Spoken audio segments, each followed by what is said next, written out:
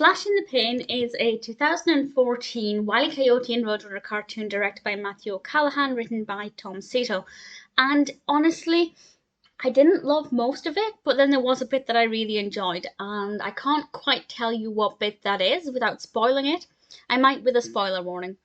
But this focuses on a transportation device that Wile E. Coyote is wearing on his wrist, and needless to say, things don't necessarily go according to his plan. He's trying to use this to transport to the Roadrunner to capture him, and it's an interesting concept, but one of the reasons why I didn't like this is not so much the narrative, which I think unfolded quite well, but it was the visuals.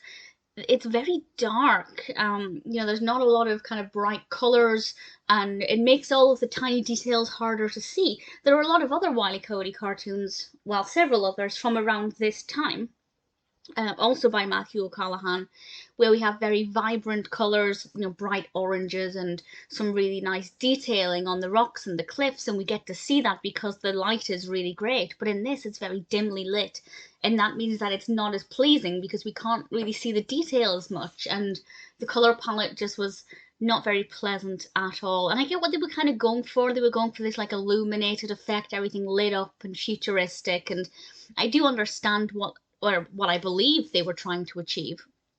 And, well, I guess if that is what they were trying to achieve, they did do it, but I just feel like it meant it wasn't visually that engaging. But the narrative developed, relatively well. This is something that I think could have worked back in the day as well, if you like. It's a very fun idea, a transporter on his wrist. There are endless possibilities for things that could go wrong with it, to put Wile E. Coyote into some interesting situations.